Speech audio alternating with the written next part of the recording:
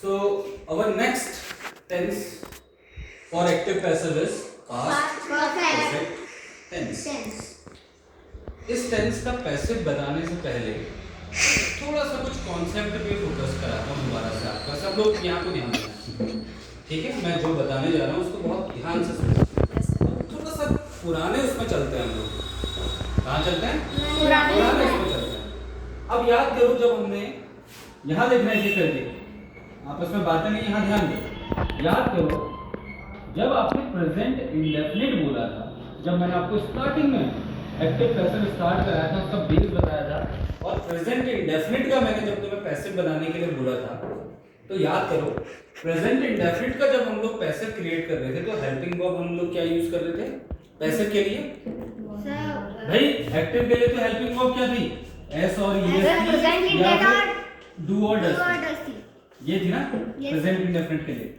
लेकिन जैसे ही हम लोग इसका पैसिव क्रिएट कर रहे थे तो इसकी हेल्पिंग वर्ब क्या हो जा रही थी? इज यानी प्रेजेंट इंडेफिनिट के लिए जो हेल्पिंग वर्ब यूज हो रही थी वो किसकी यूज हो रही थी? प्रेजेंट कंटीन्यूअस की पैसिव के लिए। याद करो MB3 तो है ही है, वो तो मैंने स्टार्टिंग में ही बताया कि MB3 तो आपका चलेगा ही चलेगा, ठीक है?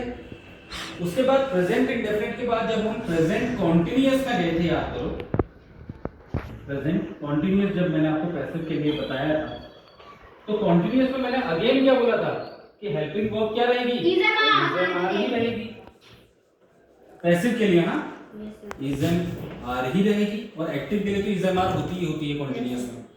साथ में आपका MB3 तो रहेगा ही रहेगा। एक चीज इसमें ऐड हो जा रही थी, वो हो जा रही थी बीइंग, कंटिन्यूटी को दिखाने के लिए। ध्यान से देखना जो मैं बता रहा हूँ, ये बहुत इंपॉर्टेंट चीज बता रहा हूँ, कॉन्सेप्ट जहां से क्रिएट होता है। Present indefinite, present continuous. फिर हम आए थे तुम्हारे प्रेजेंट परफेक्ट पे, यहाँ पे फोकस करना है। फिर हम आए थे प्रेजेंट परफेक्ट पे। अब याद करो जब टेंसेस में आप प्रेजेंट परफेक्ट पढ़ते थे तो उस टाइम पे हेल्पिंग वर्ब क्या होती थी प्रेजेंट परफेक्ट की? कुशाल, प्रेजेंट परफेक्ट की हैज और हैव यही होती है टेंसेस में या एक्टिव फॉर्म में। अब ध्यान दो, जब इसका हमने पैसिव बनाया था तो हमने हेल्पिंग वर्ब किसकी यूज की थी? यही करी थी। हाँ, जब हमने इसका पैसिव बनाया था प्रेजेंट परफेक्ट का, तो हमने इसकी हेल्पिंग वर्ब कौन सी यूज करी थी? हैज हैव के साथ क्या यूज किया था? बीइंग यूज किया था। दैट मींस हमने परफेक्ट कंटीन्यूअस में बीइंग यूज होता है। हालांकि परफेक्ट कंटीन्यूअस का पैसिव नहीं बनता है, किसी भी परफेक्ट कंटीन्यूअस का पैसिव नहीं बनता है, लेकिन प्रेजेंट परफेक्ट का पैसिव क्रिएट करने के लिए हमने हेल्पिंग वर्ब लेकिन किसकी ली थी?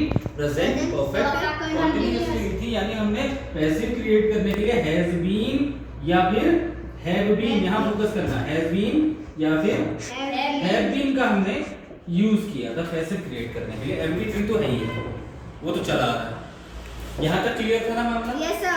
अब जंप करो पास्ट में, अगले टेंस में आ जाओ। तो पास्ट में जब आपने इंडेफिनिट का बनाया था, यहाँ को फोकस कराना जरा, जब आपने पास्ट में इंडेफिनिट का बनाया था तो पास्ट इंडेफिनिट का एक्टिव फॉर्म आपको याद था क्या होता था? भाई हेल्पिंग वर्ब क्या होती थी? MB2 यूज होती थी और कुछ यूज नहीं होता था। और अगर इंट्रोगेटिव है तो क्या यूज हो जाता था? डिड यूज हो जाता था, या नेगेटिव था तो डिड नॉट यूज हो जाता था। अब याद करो जब पास्ट इंडेफिनिट के लिए आपने पैसिव क्रिएट करना था तो आपने हेल्पिंग वर्ब किसकी ली थी? पास्ट कंटीन्यूअस की ली। यानी आपने क्या लिया था? हेल्पिंग वर्ब वाज एंड वर लिया था। साथ में MB3 तो आपका चलेगा ही चलेगा। इतना क्लियर है? ये थोड़ा हॉच-पॉच हो रहा है लेकिन इसको जूम करना जब मैं बताऊं। तो पास्ट इंडेफिनिट के लिए हमने ये किया था।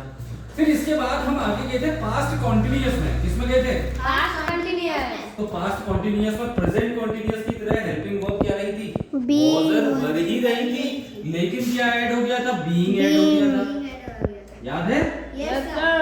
क्या ऐड हो गया था? बीइंग हो गया था। ये सब में चला था, अफर्मेटिव में भी, नेगेटिव में भी, इंट्रोगेटिव में भी, डबल इंट्रोगेटिव। अब हम पढ़ रहे हैं पास्ट इंडेफिनिट हो गया, पास्ट कंटीन्यूअस हो गया, प्रेजेंट का तो मैंने बता दिया, इंडेफिनिट। अब यहाँ से कॉन्सेप्ट निकल के आया। देखो अब कॉन्सेप्ट क्या निकल के आया। अब जब हम पास्ट परफेक्ट में बनाएंगे तो हमारी हेल्पिंग वर्ब क्या हो जाएंगी, यहाँ से निकल के आगे हमें समझ में आएगा। यानी अभी मैं कराऊंगा पास्ट परफेक्ट, यानी पास्ट परफेक्ट जब हम करेंगे इसका जब हम पैसिव क्रिएट करेंगे तो हेल्पिंग वर्ब किसकी यूज होगी, इसकी मतलब sir past perfect had continuous की होगी ना। Yes sir. इसको यहीं तक समझते हैं। अगले वीडियो में फिर मैं पास्ट परफेक्ट को पैसिव क्रिएट करना बताऊंगा।